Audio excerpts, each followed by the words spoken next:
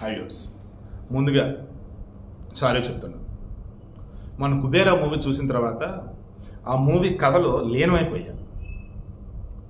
ఓ డబ్బున్నోడు పేదలను పట్టుకొచ్చి బిచ్చగాళ్ళని పట్టుకొచ్చి వాళ్ళని బినామీలుగా పెట్టి వాళ్ళ అకౌంట్స్లో డబ్బులు పంపించి ఆ డబ్బులు మళ్ళీ వాడికి పంపించేసుకుంటూ ఎవరికాళ్ళు పొలిటీషియన్ పంపించేస్తూ ఆ విషయం తెలిసిన వీళ్ళు పతకొడతాన్ని చంపేస్తున్న మూమెంట్లో ఓ బిచ్చగాడు ఆ డబ్బున్నోడిని ఎలా రోడ్డు మీద పట్టుకొస్తాడు.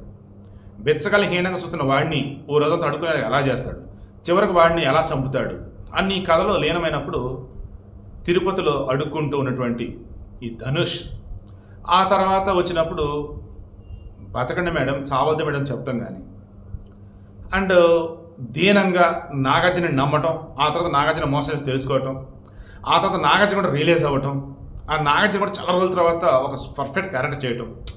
స్టోరీ వచ్చేసి కొంతమంది లాజిక్ మిస్ అయిందంటారు, కొంతమంది వచ్చేసి సాగదీశారంటారు, కానీ నాకు సినిమా చూస్తున్నప్పుడు లీనమైపోయా. అందుకే మహాభారతాన్ని పంచమ వేదం అన్నట్టు ఈ సినిమాని కూడా దీనికంటూ ఒక గొప్ప పేరు ఇవ్వాల్సి ఉంటే ఇవ్వచ్చారన్న.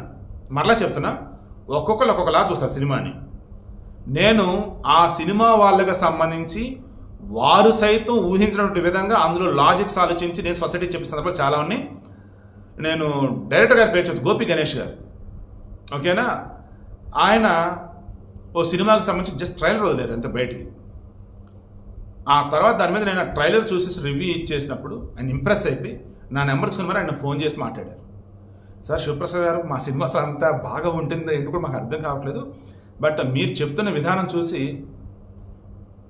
చాలా ఇంప్రెస్ అయ్యామని గాడ్సే సినిమాకి సంబంధించింది. సో ఇప్పుడు నేను చెప్పేది కూడా అదే అనమాట. నేను ఫీల్ అయినవి ఎలా ఉంటాయంటే, నిన్న మన పెంగళ వెంకయ్య మునిమనవరాలు పింగళ చైతన్య ఆమె కూడా అనుకుని ఉండదు ఏకంగా తీసుకున్న మహాభారతంతో పోల్చేయండి నా సినిమాని అని చెప్పేసి. బట్ ఎస్, ఆమె అలాగే రాశారు. ప్రతి ఫ్రేమ్, ప్రతి సెంటెన్స్, ప్రతి డైలాగ్ డబ్బు అనేది ఎవడికి కావాలి ఎవడికి వద్దు, బిచ్చగాడికి వస్తే ఎలా ఫీల్ అవుతాడు, ఉన్నోడికి వస్తే ఎలా ఫీల్ అవుతాడు, మధ్యలో నీతి నిజాయితీలో ఒక ఆఫీసర్ ఎలా ఉంటాడు ఏంటి లైక్ ఇవి అలా. సరే ఇప్పుడు అంతా ఎందుకు చెప్తానంటే, అంత ఇదిలో ఉండిపోయి ఇదైపోయి ఈసారి ఖచ్చితంగా ధనుష్కి జాతీయ అవార్డు ఇవ్వాల్సిందే, ఆ క్యారెక్టర్స్ ఎవరు చేయలేరు ఏంటన్నప్పుడు మీరు కొంతమంది అన్నారు, ఏంటి శివ గారు మీరు కూడా ఎందుకు చేయలేదు చెప్పడం తెలుగులో లేరా అని అల్లరి నరేష్ పేరు నాని పేరు మెన్షన్ చేసుకుంటూ వచ్చారు. తమిళలో అయితే విక్రమ్ చేస్తాడు, నో డౌట్ ఆ క్యారెక్టర్ అయితే. ఇప్పుడు క్రాస్ చెక్ చేస్తే మన కన్నప్ప మూవీకి సంబంధించి హీరో వచ్చేసి విష్ణునే, బట్ కన్నప్ప సినిమా క్రెడిట్ అంతా కూడా ఎవరికి వెళ్ళిపోయింది, ప్రభాస్కి వెళ్ళిపోయింది. ప్రభాస్ ప్రభాస్ ప్రభాస్ ప్రభాస్ కన్నప్ప మూవీ క్రెడిట్ అంతా అతనికి. దెన్ ఈ కుబేరా మూవీకి సంబంధించి 100 కోట్లు దాటేసింది, లాభాల బాట పెట్టింది, అండ్ పైరసీ ఆల్రెడీ చేసేసినట్టున్నారు. మరి సారీ ఈ మాట అనకూడదు, కన్నప్ప మూవీ కోసం కుబేరాని పైరసీ చేసి వెబ్సైట్లో పెట్టి అదే అన్నారు, బట్ చివరి కన్నప్ప కూడా పైరసీ వచ్చేసింది, దారుణం. సో అది ఇది రెండు సింక్ అవ్వట్లేదు కాబట్టి వదిలేద్దాం.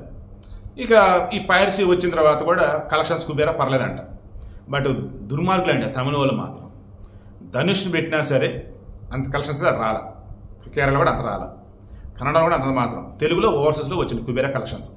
సరే విషయం ఏంటి, ఈ కుబేరాకి అన్ని కలెక్షన్స్ వచ్చినా పేరు వచ్చేసి ఇద్దరికే వస్తుంది ఇక్కడ మరలా టోటల్గా. ముందు అంతా కూడా సక్సెస్ మీట్లో కూడా ధనుష్ని పొగిడారు, నాగార్జున పొగిడారు, శేఖర్ కమలను పొగిడారు. ఇప్పుడు స్లోగా నెటిజన్స్ మొత్తం కూడా అల్లరి నరేష్ అల్లరి నరేష్ అల్లరి నరేష్ పేరు మోతమవుతుంది. ఎందుకు, పెళ్ళయింది కానీ అని ఒక సినిమా ఉంటుంది, అందులో కమలిని ముఖర్జీ అమ్మాయి పేరు, గోదావరి సినిమాలో హీరోయిన్ ఉంటుంది కదా, కమలిని ముఖర్జీ కాదు, సారీ ఆ పేరు కరెక్ట్ నాకు స్ట్రైక్ అవ్వట్లేదు, గోదావరిలో హీరోయిన్ అమ్మాయి కమలిని ముఖర్జీనా, ఓకే లెట్ ఇట్ బి.